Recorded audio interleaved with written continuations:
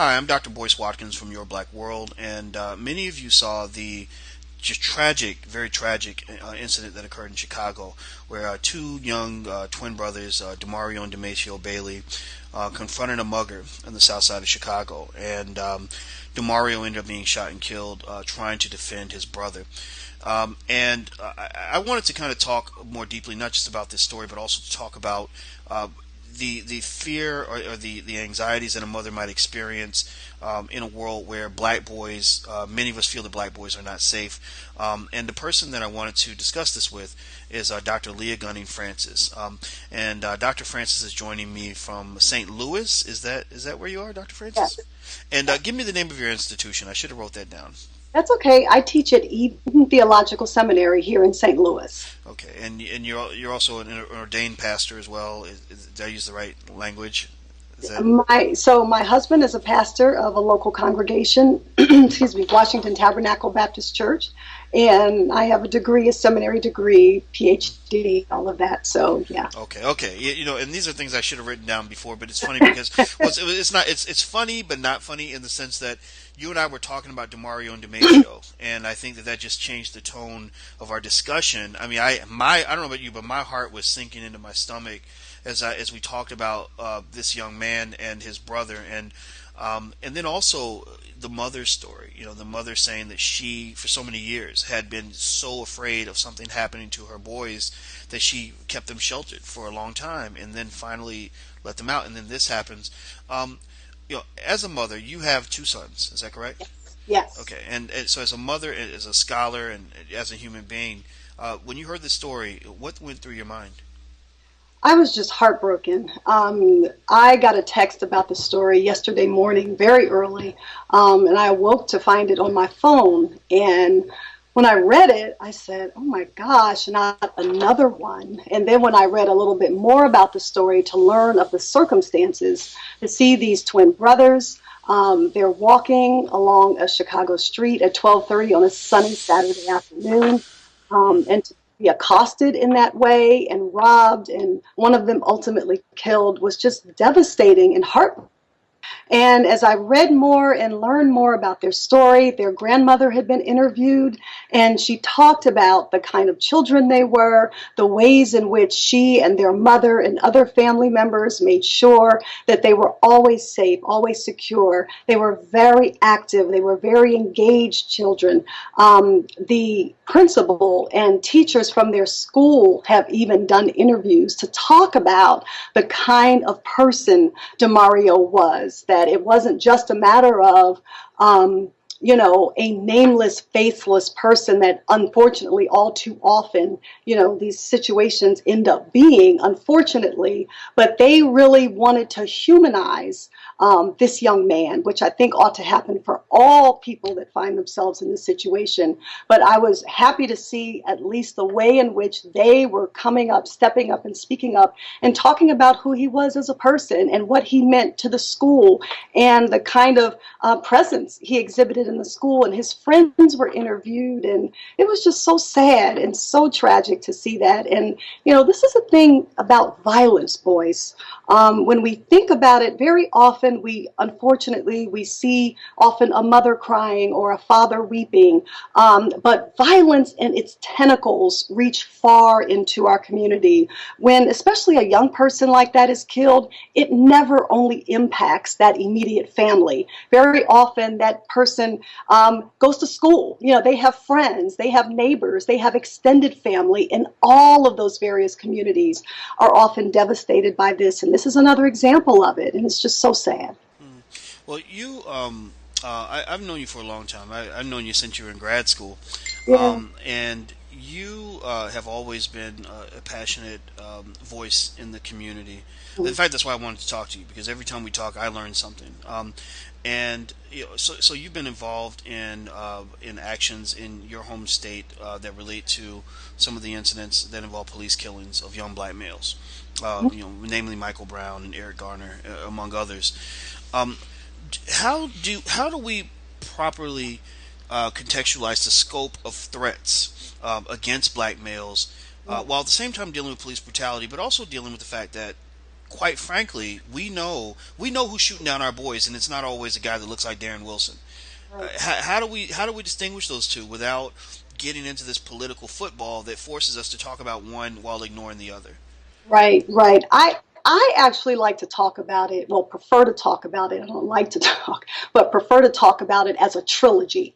So not even the duality. I like to talk about it as when we talk about the physical threats to our sons, because the emotional, psychological threats, that's another conversation. But just for the purpose of physical threats, the threat of violence, we know that the threat of racial profiling and police brutality.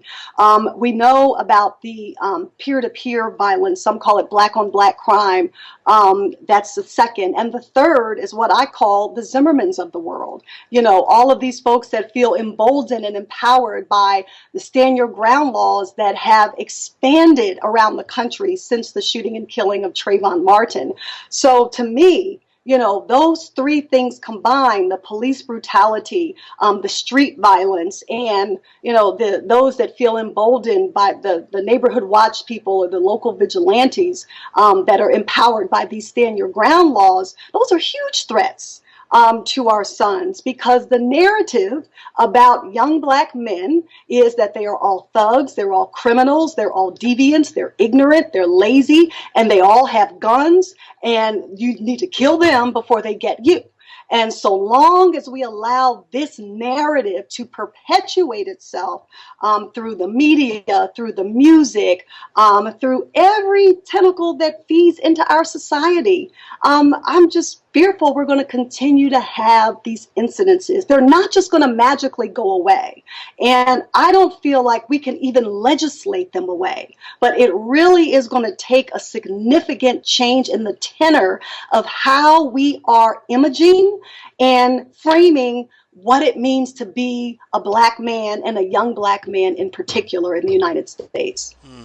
Well, I think that's a great point you bring up because when I hear about a tragedy like this, I don't just think about the victim. I think about the perpetrator, who to some extent is also a victim, right? Um, Right.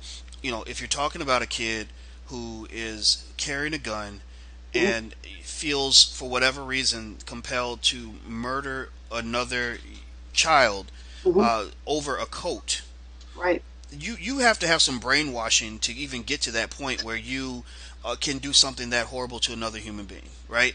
Absolutely. You have to have been inundated with messages about who you are, Right. that are so self-destructive that you're not just going to destroy somebody else's life. You're committing suicide as well. I mean, this is at least two young black men who are gone, and then you're thinking about the trauma that his brother must have gone through. I mean, losing a twin.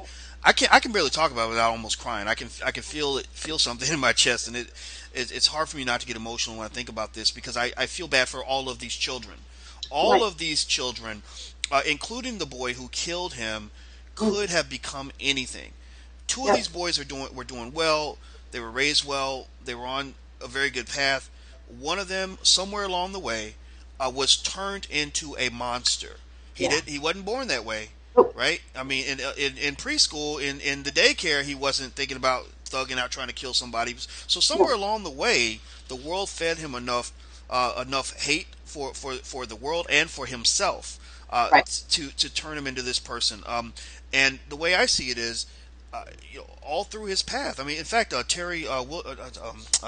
woman who wrote the book Black Pain, Terry Williams, that's it. Right. She said something in the book, which I don't know if it's her quote or somebody else's, but I love it. And she says, hurt people hurt people. Right. And so when I think about this child who says, I'm gonna pull this gun, I'm gonna shoot this N word and take his jacket, chances are he's been hurt so bad that he was already a zombie before that situation even occurred. He may have been, who knows, or just a misguided teenager or whatever. So when you talk about this violence and you talk about all of our children, because all of our children are affected by this. Remember, Hadia Pendleton was being raised in a proper environment, but someone who wasn't being raised in a proper environment came along and killed her. So Right. so this is all of our problem, not just those Right. people over there. Right. I think you have to talk about things like, number one, how was this baby, and I consider them babies because they're under 18, they're kids. Right. How did this baby get a gun in the first place? Why is he walking around with a gun? Where are these guns coming from? And Yep. why is it that when Father Michael Flager in Chicago goes to try to protest the gun shops that are bringing the guns into these neighborhoods, they're Right. threatening to kill him? People in the power structure are threatening to take his life because you're messing up our money, because you're not letting us get the guns in the hands of these young black men who are going around shooting each other because it's making us rich, right? Why, what is it that so you take the gun out of his hand, then it doesn't become, it's not a shooting, it's a fist fight, right? But then even then, what happens to his mindset? What has he been indoctrinated with that has poisoned his mind to the point where he identifies himself as a person who should go up and pull a gun out on somebody and kill them for their coat? Right. I'm sorry, but you have to look at the music that kids are hearing on the radio.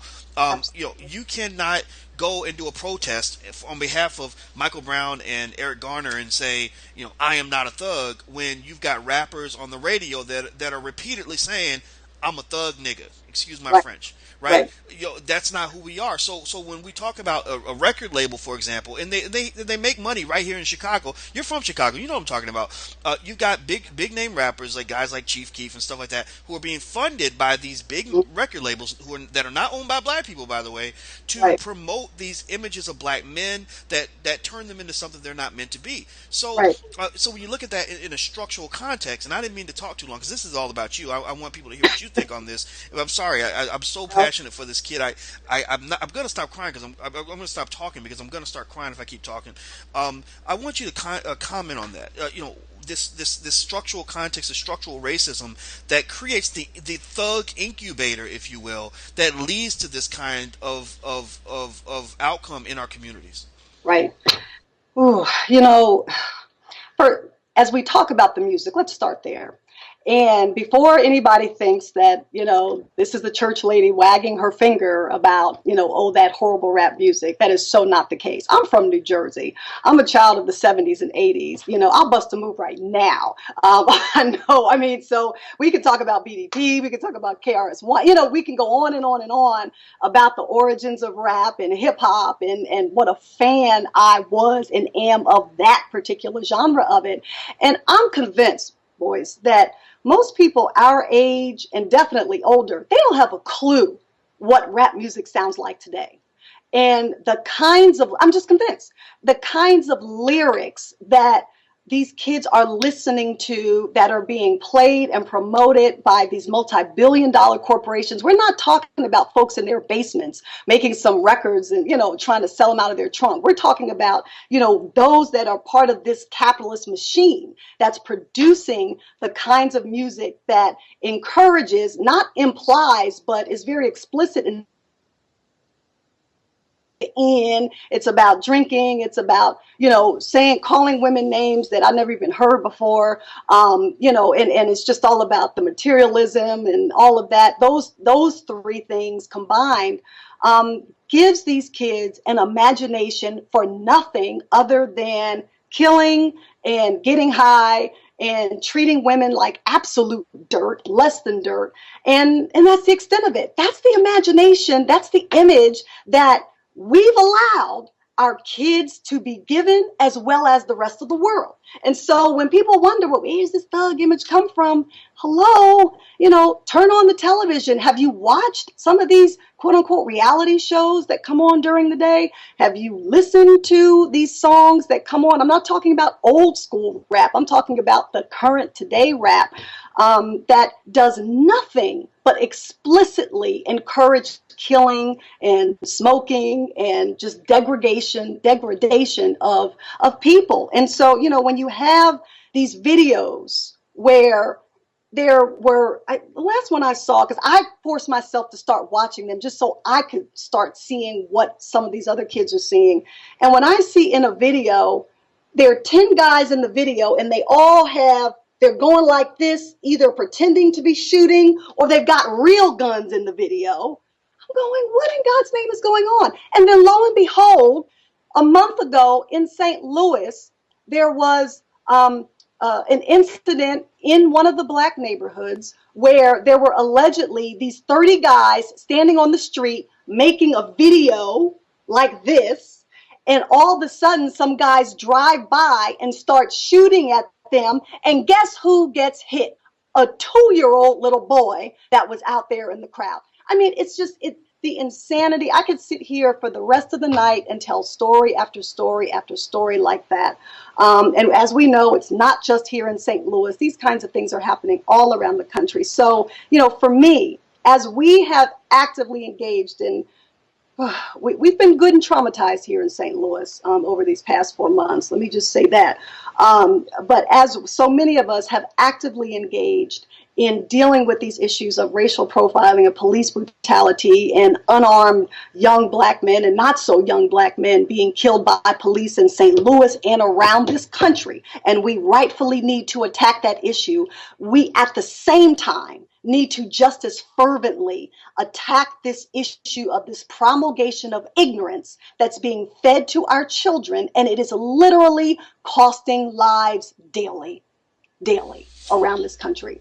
Wow. Well, you know what? You finished with some very powerful words, and it's given me a lot to think about. And what I love about your perspective is that, yes, you are a woman of God, but you're also a scholar. But then on top of that, you're a mother. And Yes. and then you're not scared. You ain't scared of nobody. I'm not too good at hanging around scared black people, and you're not one of them. Let me Um, say a quick word. Can I say a quick word about that? yeah, please. When we talk about the piece of being a mother, and another component of what I've tried to use my platform, if you will, my voice to do, is to really talk to Black mothers, African American mothers, saying that we absolutely have to get into this fight, because lest we think that those of us who are blessed to have degrees, we might live in quote unquote nice neighborhoods, our kids might go to quote unquote good schools, they are not outside the purview of all of the things that we have talked about today. Our homes are just one place where our kids are being formed and shaped. As my kids are really young right now, but as they get older, they're going to be out and about in the world without me, without my husband, much more often. And I still contend that if Black mothers do not stand up and say, we love our children too, we will no longer tolerate this, we're going to continue to have it. And that's not to say that Black fathers and Black men don't need to be involved. But listen, boys, as you know, throughout history, mothers have organized on behalf of children, and each time something gets done, we would not have the kinds of drunk driving legislation and practices that we have if it were not for Mothers Against Drunk Driving. Look at the kind of traction that Mothers Against Gun Violence and have gotten over the past couple of years. And so the problem is for me, and that's wonderful, and I'm thankful for those women. But the problem is that those initiatives have always been led predominantly by white mothers. Never have African American mothers, Black mothers band together and said, that's it. We're done with this. We are mothers too. We love our children. We are going to bring our voices and resources together to say enough of this. Time Warner, no more selling this garbage to our kids, no more of it. And so until we do that, until we get the best and the brightest of and the most of our resources in the Black community to put toward that end, we're going to keep getting what we get. But so long as our sororities and the Jack and Jill clubs and all these things are just kind of having fashion shows and talking about, we don't want you wearing our letters at protest march and all that, we're going to keep getting what we get. And so I'm here to say, I'm not having it. I've been doing the best I can do in trying to rally mothers here in St. Louis to say, we've got to get in the fight. This is our fight. These are our children, even if we live in a quote unquote good neighborhood. Wow, well, I love it. That is a great way to to finish up our conversation, because we're going to talk more, because people don't know. I haven't had a chance to really talk about how brilliant you are. Much, but people that know me well know I've mentioned you, and in various occasions, because I think that for number one, in the black community in general, we need to really, really respect the importance of female leadership.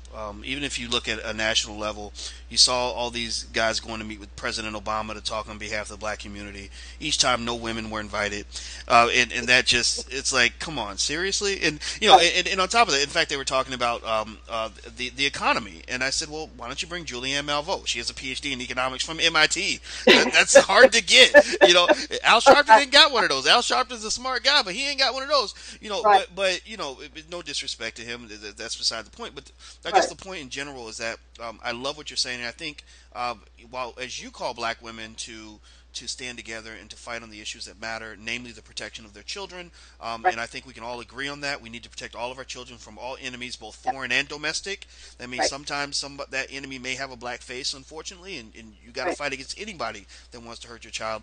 But then also, I think, I love the idea of just harnessing the power of the mother. I've always said, Yep. we know that the job of the father, the power of the father, I think is enormous. We must respect the role of the father in the household, which is another conversation. But there really is no role more powerful, more important than the role of the mother, because the mother is that first teacher. The Yep. mother shapes the trajectory of that child's universe when that child comes out of her body. And so we can't do this without our mothers. If mothers stop doing their jobs, the whole world would fall apart. So I want to say thank you as a mother, and then also as a scholar, as a woman of God, and as a great person for using your voice, to help people. And I think that we're in the middle of this battle, but I think we're going to win. So thank you so much. Thank you so much for having me. Yes, absolutely. Everybody, this is Dr. Leah Gunning, and she teaches at the university that I didn't write down. So she's going to tell you. Tell me again. Eden Theological Seminary in St. Louis, Eden Missouri. Theological Seminary in St. Louis, and so if you want to speak to her, you can reach out to her there. But also, I'll provide some contact information with this interview. And I'm Dr. Boyce Watkins from Your Black World, and I want to say thank you so much for joining us. And until we meet again, please stay strong, be blessed, and be educated. We are gone. Peace.